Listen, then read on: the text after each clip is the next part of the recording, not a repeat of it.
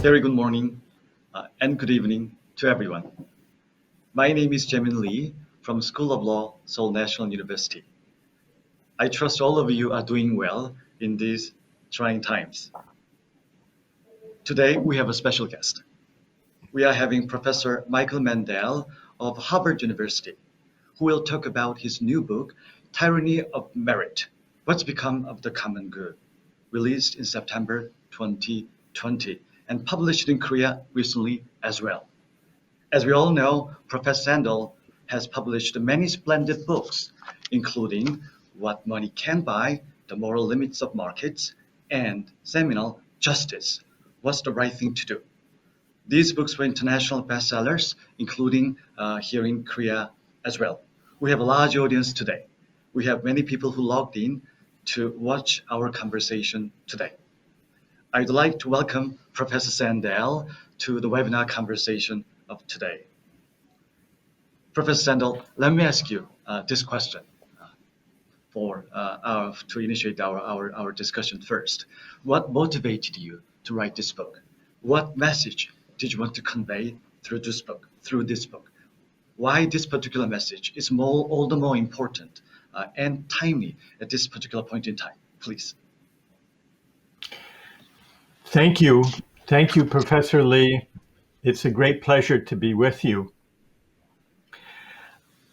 I was inspired to write the book thinking about two questions that arose beginning in 2016 with the election of Donald Trump in the United States and with the rise of a populist backlash against elites in many countries around the world. I was trying to explain how this happened.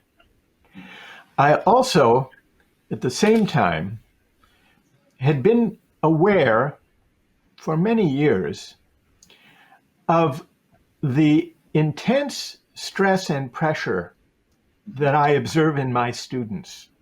Yes. And in students competing for admissions to universities like mine. And I saw a connection between these two developments. The success of populists like Donald Trump drew upon anger and resentment among many working people, many people who did not have a university education. And I began to think that the appeal of populism and the backlash against elites had something to do with the deepening inequality in our societies and also with attitudes toward success by the winners, by those who landed on top. And it also to me that the competition to land on top, to succeed in our modern economies, was creating tremendous pressures and stress, even among the successful. These were the two features of contemporary society and politics, Professor Lee, that I wanted to explain and that I tried to explain in the new book. Sandel, right. Professor Sandel, you are referring to the last 4 decades many times in your book and today as well. So what happened for the past 4 decades? So maybe the situation started from the days of President Ronald Reagan and Margaret Thatcher, and we have seen the growing and rising and deepening inequalities in every corner of our society. Yes. The book looks back over the past 4 decades, and the deepening inequalities that we've seen over the past 4 decades, the growing gap between rich and poor, the divide between winners and losers in the global economy and within our societies. And not only has inequality deepened, but attitudes towards success during these decades have begun to change. Those who landed on top, those who succeeded at this time of growing inequality, came to believe that their success was their own doing, the measure of their merit, and that those who lost out, those left behind, had no one to blame but themselves. So it's not only the deepening inequality that we've seen in recent decades, it also has to do with changing attitudes towards success that has deepened the divide economically, but also culturally, between winners and losers. And I think that for those who have not flourished in the new economy, one of the reasons for the anger and resentment against elites is a feeling that elites look down on them and don't respect the work that is performed by the members of our society who may lack a university degree.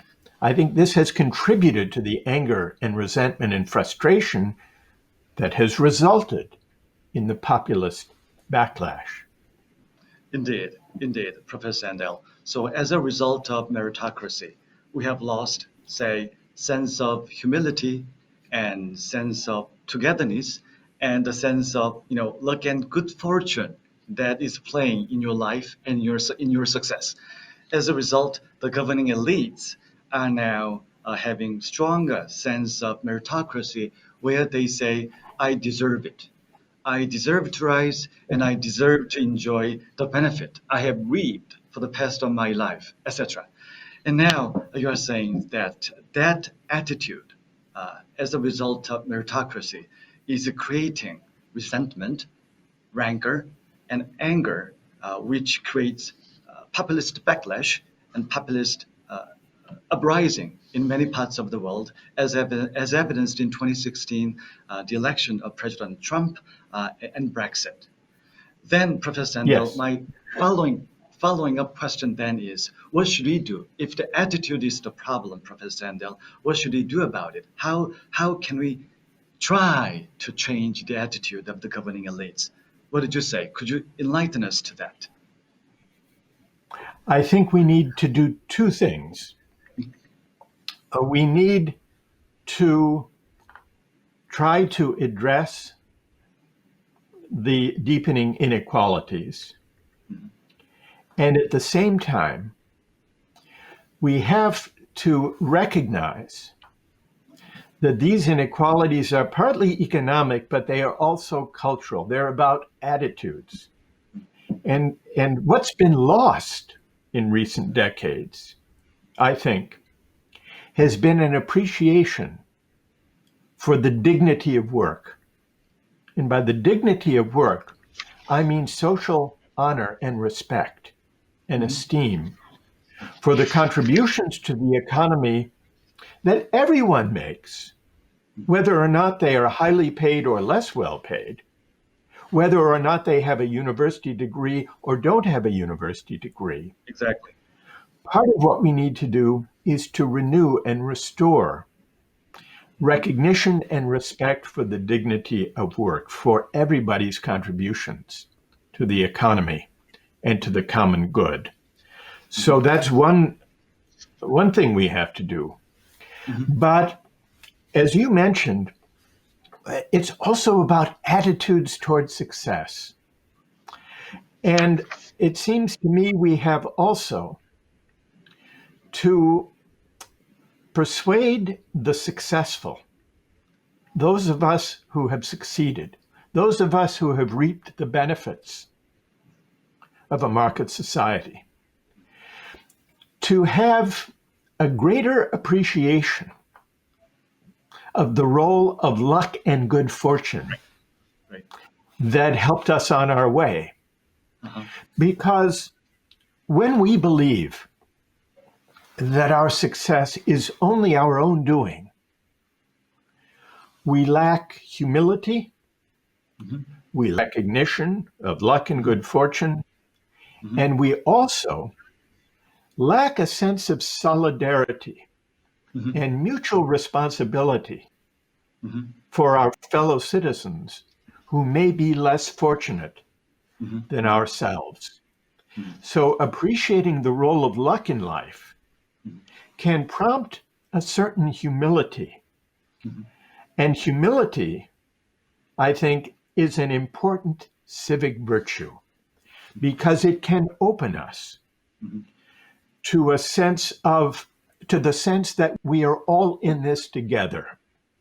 It can help us repair the social bonds that hold societies together.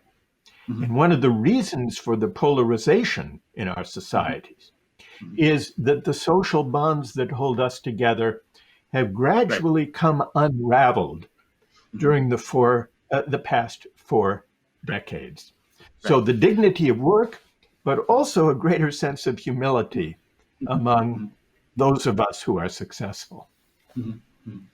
So, Professor Sandel, speaking of the spirit, the realization that we are all in this together, how would that relate to the current situation of today, the pandemic?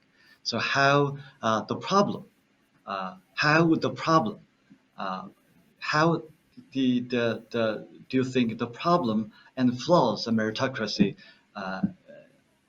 is playing out in the current context of pandemic? Is it now hardening the problem, deepening the problem, or is it providing us an opportunity to look us carefully and try to find a way to turn around the tide? What did you say, Professor Sandel? It's a very interesting question and a very important question. A crises like the pandemic do not so much change us as to make dramatically clear, to highlight tendencies that are already present in our society. And what this pandemic has taught us, has revealed, has highlighted, I see. are the deep inequalities in our society. Now, the pandemic does provide a kind of opportunity. And the opportunity arises from the fact that it reveals what our societies have become.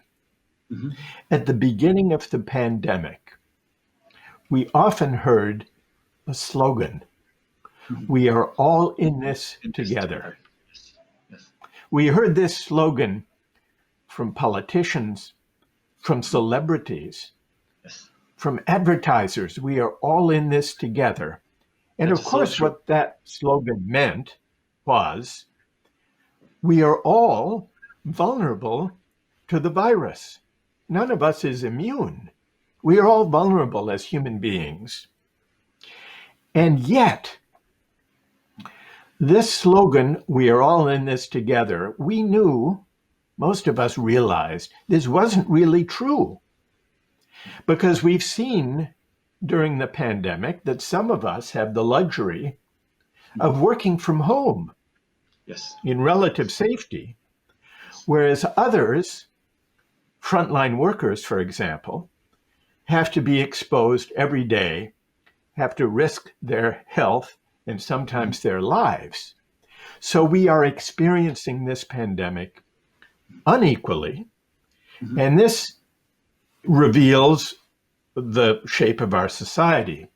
So, and yet, those of us who are able to work from home recognize how deeply we depend on workers we often overlook. Not only the workers in the hospitals, the heroic doctors and nurses who are caring for COVID patients, but also delivery workers, warehouse workers, truck drivers, grocery store clerks, home health care providers. These are not the best paid or most honored workers in our society. But now, during the pandemic, we are calling them essential workers. We realize how deeply we depend upon them. So this could be a moment for a broader public debate about how to bring their pay and recognition into better alignment with the importance of the work they do. Whether we will seize this opportunity and have this broader public debate about how to honor and respect essential work even after the pay recedes, that's hard to predict. It's up to us. But it could be an opening for this wider public debate. So, which goes back to your earlier discussion of dignity of work. So through pandemic, we have seen the real contributions from the essential workers, and we realize how important they are and what great contributions they are actually making. And yet, we have seen the less respect and insufficient reward for their contributions so far, which again fosters the anger and frustration on the part of those less fortunate in the system of meritocracy. So as you said, Professor Sandel, this particular situation of pandemic is revealing what is already embedded, the situation or problem of meritocracy. So that is a very enlightening explanation of you regarding how we should make up the current situation in Korea and in any other countries as well. Switching the gear a little bit, Professor Sandel, in your book, I could find many interesting and revealing examples of meritocracy in the United States. My question is, would the situation or would the problem that you are discussing and referring to in your book equally apply to other countries as well, or would there be some difference between countries or among countries with varying degrees of meritocracy on their own? So I think you have already explained that meritocracy is itself a problem in organizing and conducting the political discourse in our democratic societies. But would there be a difference among countries? I think there are differences in countries. Some countries rely more intensely on markets to allocate goods and to determine people's pay than others. Some countries are more individualistic, whereas others put a greater emphasis on family and community and solidarity. I think the United States is an example of a country with very strong individualistic and meritocratic ideals, but also a country with very deep inequality and, surprisingly, with very limited upward mobility, despite the fact that we pride ourselves on the American dream of rising. It's more difficult to rise one generation from the next in the US than it is in many European countries. Now, you will know better than me to what extent the tendencies I identify in the book, Professor Lee, apply to South Korea. My impressions are that South Korea is an intensely meritocratic society. I'm aware that the inequalities of income and wealth in South Korea are quite pronounced, as they are in the United States. I'm aware also that there is intense pressure and stress on young people who are competing for places in top universities in my country and in yours. So in these respects, I think many of the conditions that I describe in the book and that I worry about in relation to meritocracy, I think many of those conditions apply in South Korea as well as in the United States. But I should really ask you whether you think that's the case. Yes, I would agree, Professor Sandel. Again, when I read your book and when I saw the examples you referred to, I could think of comparable examples in Korea as well. So I think the meritocratic, the elements and each flaw is equally in play in the Korean society as well. You describe meritocracy as this. This is a quotation from your book, Professor Sandel. Those who work hard and play by the rules should be able to rise as far as their talents and efforts will take them. So that is the description of meritocracy, and that is live and kicking in the Korean society as well. And as we discussed before, just a minute before our webinar, we have a very competitive college entrance admission system and competitive students in their preparation. So the meritocratic system and its the problems it creates are palpable in Korea as well. Now, Professor Sandel, you start the discussion of meritocracy and criticism of meritocracy based upon examples of universities and university admission system and the issues that you identified in the U.S. top schools admission system. Now, why would the university admission system be peculiar or be representative of showing the problem and flaws of meritocracy? Why particular university and college, particularly top name college? Colleges and universities have become the arbiters of opportunity in a meritocratic society. Colleges and universities, especially the most selective colleges and universities, allocate the credentials and define the merit that a meritocratic society offers.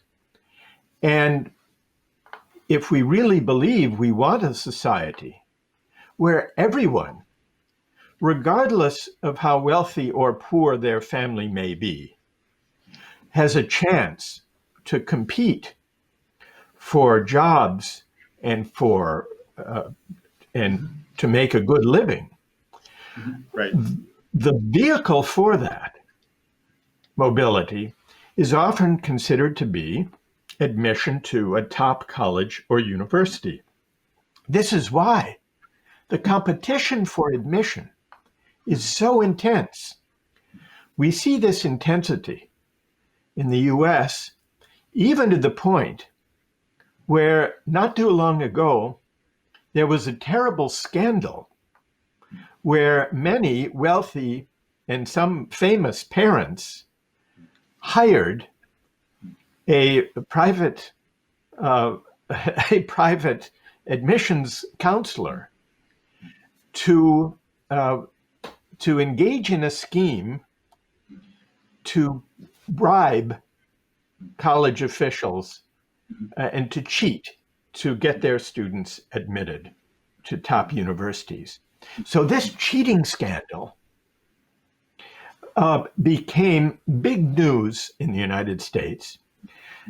I write about it in the book because it reflects the intense pressure and competition for admission.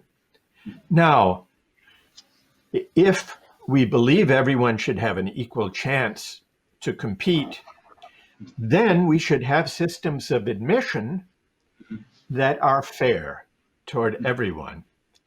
And having admissions exams, as we have college admissions exams in the US, and I know in Korea you have the Sunyo, which you just recently, which just happened last week. The ideal of these exams is that whoever studies hard and whoever has intellectual and academic ability should have an equal chance to succeed. But we see that this is not actually how it works, because even when there is no cheating on the exam, even when there is no scandal, even when the exam is administered fairly, still the students who tend to get the best scores, certainly in the United States, the students who come from the wealthiest families are more likely to get the higher scores. There's a close correlation between the income of your family and your chance of getting a high score on the American college entrance exam test. And even though universities like mine, Harvard, also Stanford and Yale and Princeton, even though they have generous financial aid policies, Yes. so that even students from poor families can afford it because they will be given free tuition. Even despite these policies, there are more students at American Ivy League universities from the top 1% of the income scale than there are students from the bottom half of the country combined. More from the top 1% than from the bottom half. So family background and wealth does make a difference, even when the exams are administered fairly. And I've read that in Korea, though perhaps not as extreme as the statistic I've just given, I've read that in South Korea, that admissions to the top most competitive universities tend to be won disproportionately by students from well-off families more than by students from poor families. So we don't really live up, even if the test is fair, the system, because of the preparation, the private tutoring, the special advantages growing up in a family that encourages learning. There are so many advantages of family and cultural background that the result is that even in a fairly administered meritocratic system of admissions, those students who win admission to the top universities tend to be disproportionately from affluent families. Right. So even with William Singer's front door system, we are seeing more students from the wealthy and well-to-do families. Certainly, we are seeing similar trend in Korea too, which causes a lot of problem and concern. I would put it that way. A serious concern in Korea as regards those problems as well. And Professor Sandel, regarding that, toward the end of your book, you talk about a rather provocative, suggestion, which is lottery. So why lottery? How lottery? Please. Okay, well, let me speak about that.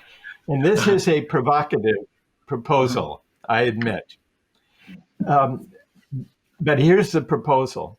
Let me give one word in background to the proposal. In the book, I describe two problems with meritocracy. One is the unfairness to those who are excluded, to those who aren't able to compete successfully for admission to top colleges and universities, and who, as a result, do not flourish in the global economy, do not flourish in a competitive society, and perform jobs that are not well paid and often not as well respected as they should be. So part of the problem is to do with the inequality, the effect on those who are left behind. But there's a second problem, which is a problem for the winners, for those who succeed. And the problem with meritocracy for the winners is that the way affluent families prepare and equip their children to compete successfully for admission to top colleges and to compete to perform well on the Sunyong depends on a lot of high stress, high pressure preparation, not only in the year or two before the college admission tests, but for many years growing up. Yes. We are creating, my worry is, we are creating a generation of young people who are under such stress and such pressure that even when they succeed, they are wounded, damaged, injured by the experience. The wounded winners. That's the second problem with meritocracy. And we see this in mental health crises among young people. We see it in growing rates of suicide among young people who are subject to these tremendous pressures to succeed. And so here is one proposal that I make, and it's a provocative proposal, but it's a proposal to emphasize the often forgotten role of luck in life and in college admissions. What I suggest is to take the tens of thousands of students who apply each year to, I'll use the American context. Over 40,000 young people apply to Harvard every year. Over 40,000. 40,000. And how many are admitted? And only about 2,000 are admitted. 40,000 apply, only about 2,000 are admitted. A little bit less. Now, the admissions officers tell us that the majority of those who apply are well qualified to do the work and to succeed in their classes and to flourish and to graduate successfully. The majority are well qualified. So my proposal is to eliminate those who are not well qualified, and among the rest, maybe the 25,000 or 30,000 or the 20,000, among the rest, to admit the students by lottery, a lottery of the qualified. So notice, I'm not saying we should admit unqualified students, but I'm saying we should consider merit as a threshold qualification, but not as something to be maximized, as if we could measure perfectly. I see. Because I don't really believe we can measure perfectly the true potential of a young person at age 18 to contribute to society. Indeed. We can't. We are kidding ourselves if we really believe that we can predict that precisely at age 18 who really will make an important contribution to society. Exactly. Not only that, by pretending that we can make that prediction, we create this system of high stress and high anxiety that leads those who succeed to believe it was all their doing, and leads those who don't succeed to believe they have no one to blame but themselves. This is deeply demoralizing for those who lose out, and it also creates a kind of hubris, a lack of humility among those who succeed. And so my lottery proposal is designed to emphasize the role of luck, which is involved even in the present system, but to highlight the role of luck and good fortune, to try to create a greater sense of humility among the winners, to make those who don't win admission a little bit less demoralized because they recognize the role of luck, but also, and this is equally important, maybe to lessen to some degree the intense stress and pressure that the current system subjects our young people to. So that is my provocative proposal What do you think of it? Do you think people in Korea would I, reject this proposal or would be open to it? I think Korean parents would love it. Last week, as you said, and this week will be very difficult moment for many Korean families because of college application and competition last week and this week.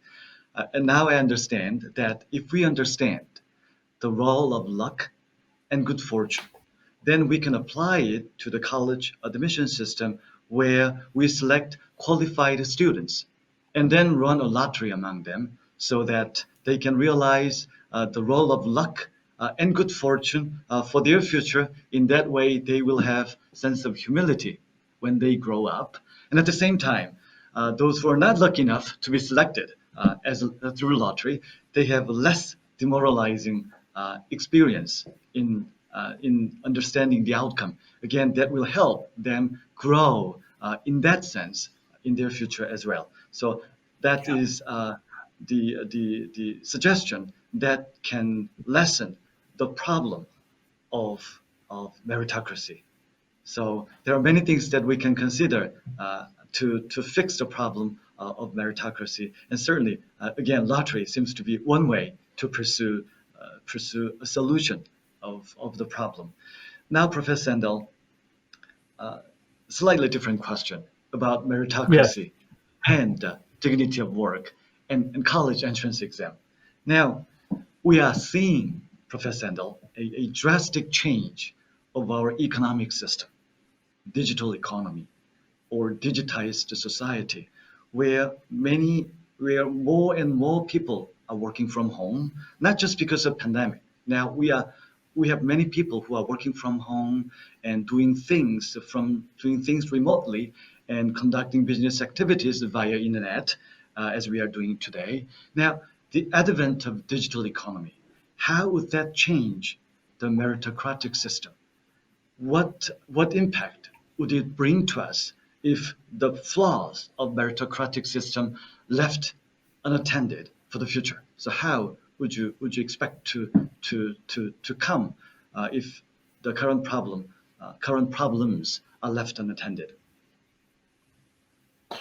The digital economy, some people believe that the digital economy, taken together with artificial intelligence, AI, will be the beginning of a world without work. Some people make this prediction. And some who make this prediction say, and many of them are from Silicon Valley, the people who are investing in the robots and the AI technologies that they hope will spread throughout the economy. Some of those in Silicon Valley say our only hope is to offer everyone a universal basic income because large parts of the population will no longer have any work to do. I don't share that vision, and I don't find it an attractive vision. And I also think it's based on a faulty premise. It's true that the digital economy is transforming the way we work and learn and live. This semester, I taught my course entirely remotely online because of the pandemic. Yes.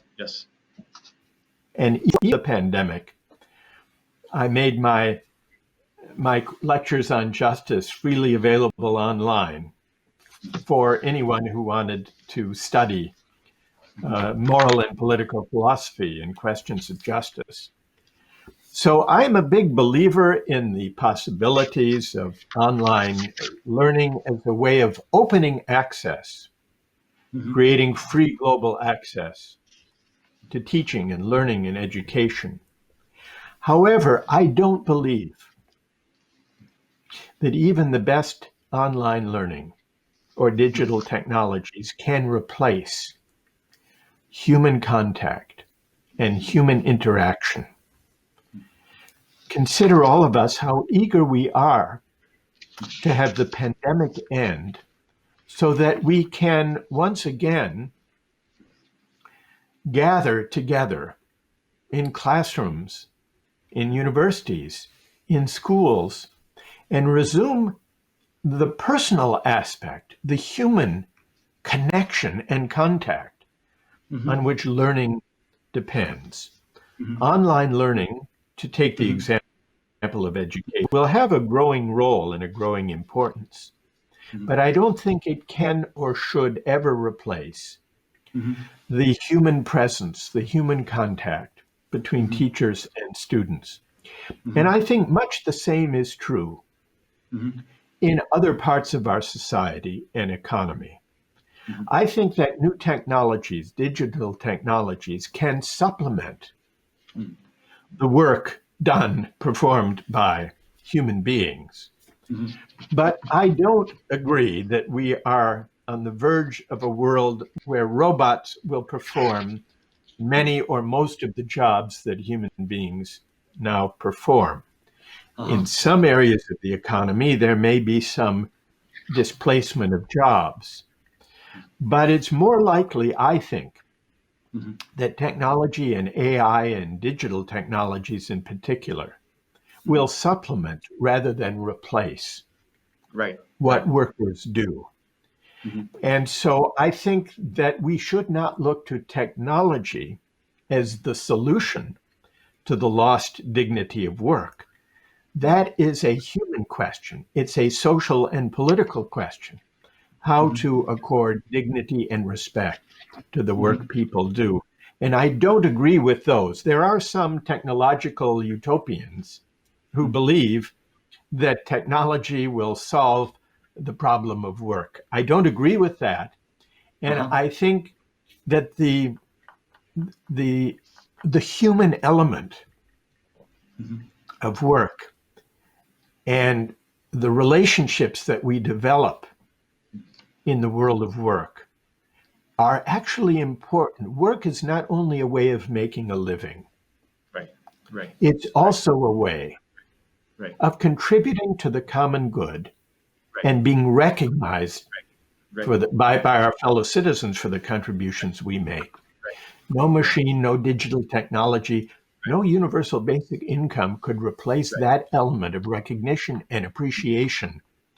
It's a kind of reciprocal or mutual recognition that work at its best can provide in relating us to our fellow citizens. So I don't quite agree with the technological utopians that work will be replaced by robots and AI.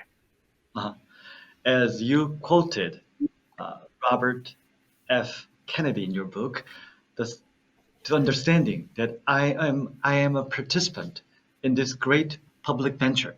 That is what counts, and that is what motivates people to live in a way to contribute to the common good, which requires human touch, which requires human element, not just technology or technological development.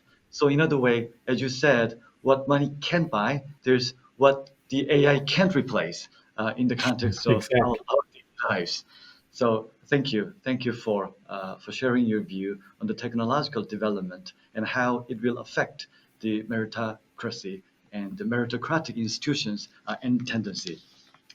And now, Professor Sandel, you also talk about the political debates and political discourse, and you referred to growing partisanship in many countries, not just in the United States, but the United Kingdom and European countries, other countries as well. So I understand that the flaws and problems stemming from meritocracy are also affecting how political discourse is being conducted in those countries, perhaps including in many countries and Korea as well. So could you elaborate a little bit on that, the relationship between meritocracy or meritocratic instinct or meritocratic hubris, and how it affects the domestic political discourse in a wrong way? Yes. I think building on what we've discussed so far, in countries with deepening inequalities in recent decades, we have also seen deepening political polarization and partisanship. We've seen a hollowing out of public discourse.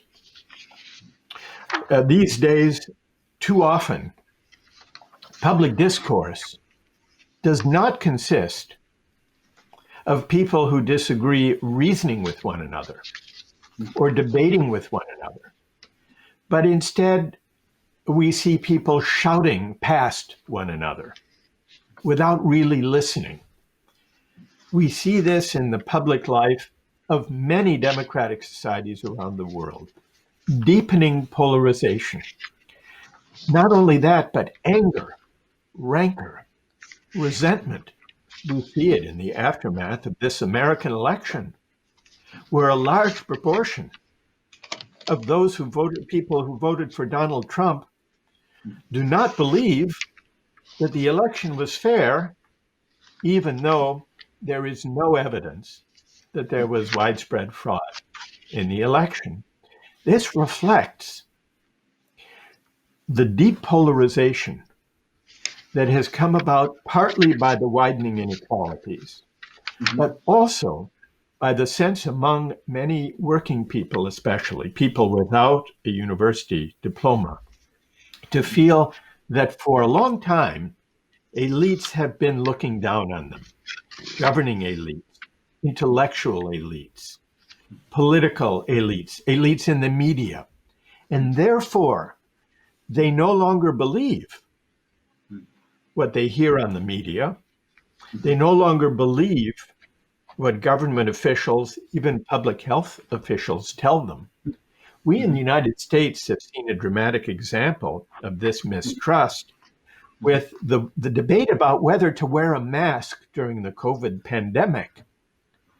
Many Americans refuse to wear masks, not only because they say it violates their liberty, but because they don't trust or believe the public health authorities and experts who are telling them how important it is to wear a mask. Now, I understand this problem. You have less of this problem in South Korea. South Korea has dealt with the pandemic much more effectively than we have in the United States. We have utterly failed in the United States to deal with the pandemic. Part of it is poor governance, unfortunately, but part of it too has to do with this deep polarization and mistrust of experts. So this too, I think, this mistrust of experts and this polarization is to do with the divide between winners and losers that has developed with a market-driven meritocratic society that has been unfolding in recent decades. And I don't think we will succeed in overcoming this polarization in the United States or in other democracies around the world until we deal with the deep divides between winners and losers created by the market-driven meritocratic way of thinking about success that has come to predominate in recent decades. Thank you. Now, Professor Sandel, you criticize the problems stemming from globalization in that it fosters meritocratic tendency in many countries for the past 4 decades.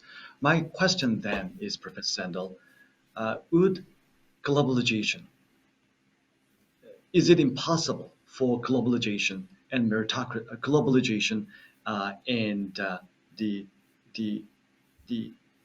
equality that we are trying to achieve by adhering to the common good, would it impossible for globalization and that equality go hand in hand?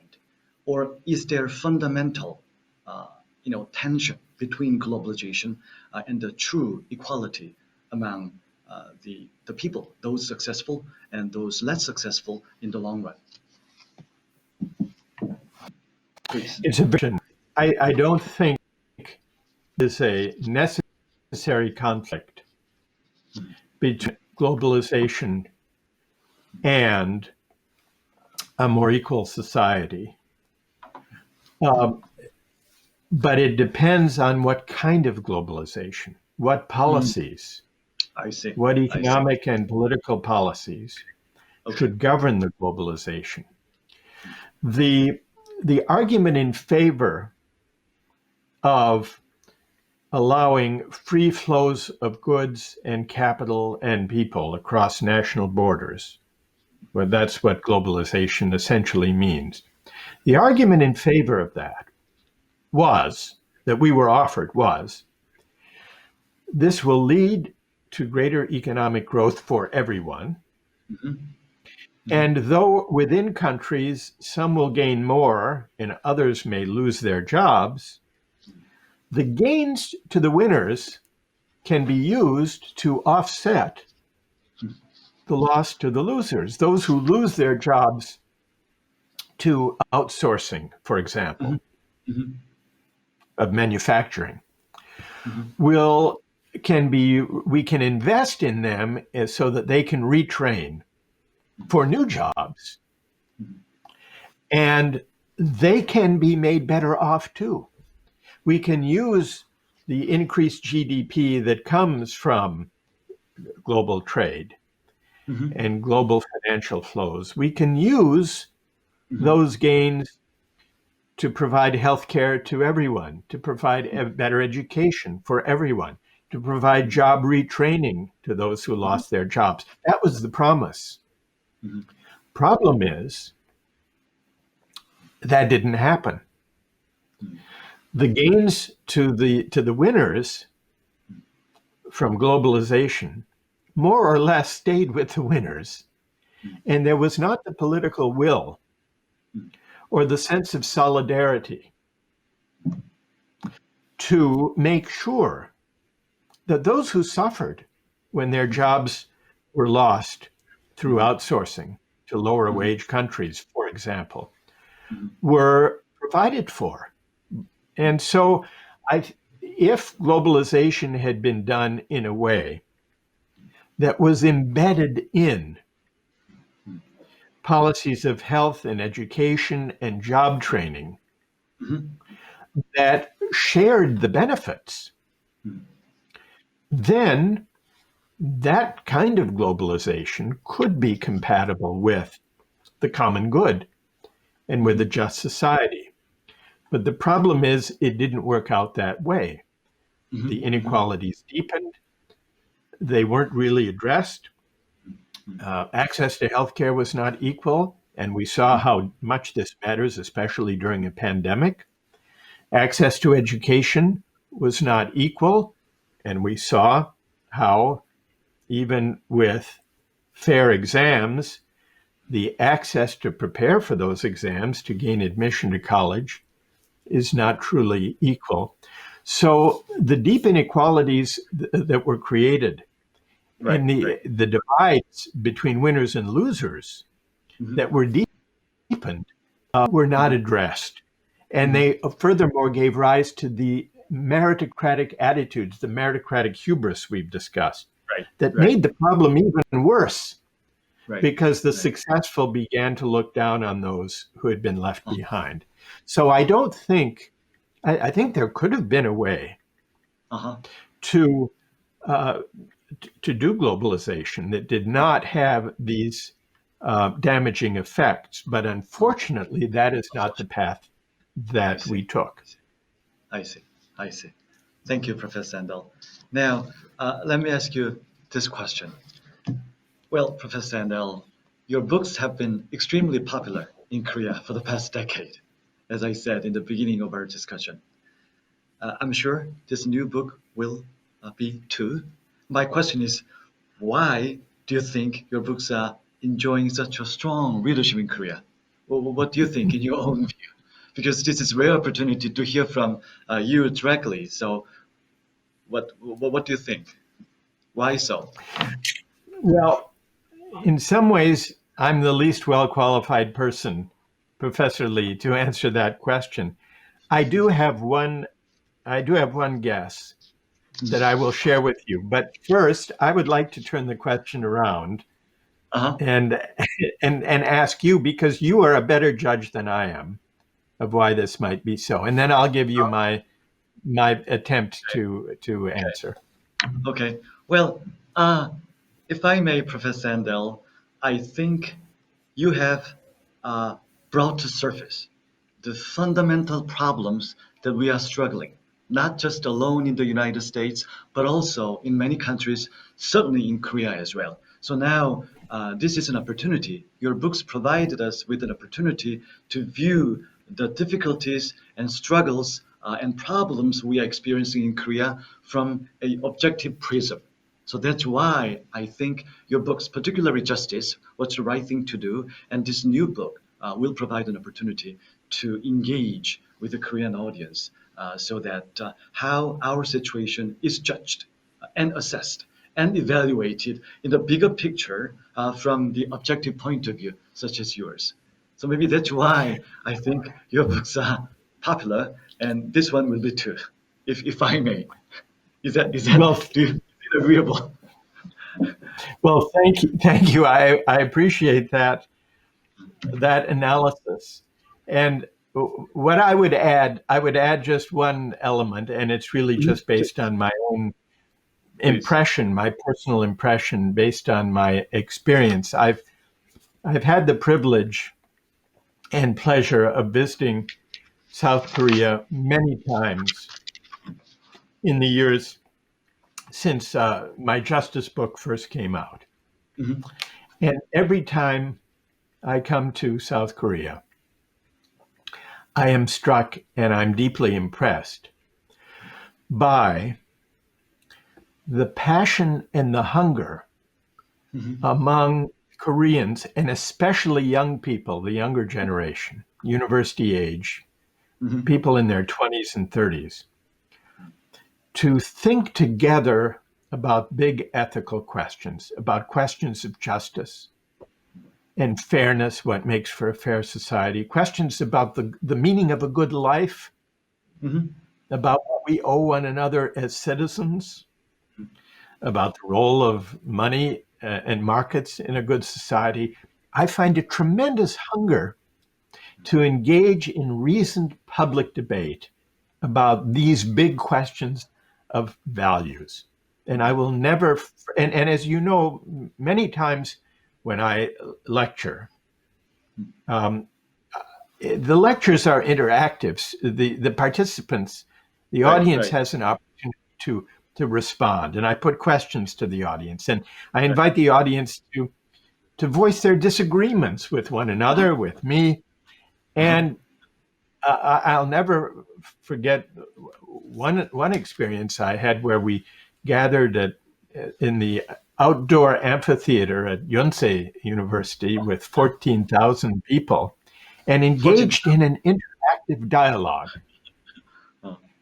And I find this deeply impressive and inspiring, the hunger and the passion among Koreans to think together and to reason together with civility and mutual respect, but with passion about important questions of values and justice and fairness and the meaning of a good society and how we could help improve our societies. So I find this passion, this yearning for a public life of larger meaning and purpose to be very powerful in South Korea. And so I'm guessing that this is one of the reasons why South Korean readers have responded to my books. But as I say, your impressions are probably better than mine. Thank you, Professor Sandel. It has been a great pleasure to hear from you directly on your new book and on meritocracy. I'm sure your book will prompt democratic societies in the world to reassess their meritocracy and to search for the common good. This book will help us find our ways to have morally reinvigorated debates for the common good. This concludes our conversation today. I'd like to thank Professor Sandel for his valuable insights and thoughts.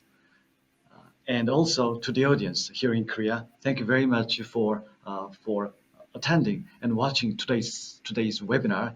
And I'm sure many of us have enjoyed the conversation as much as I did the conversation with you today. Again, Professor Sandel, good evening.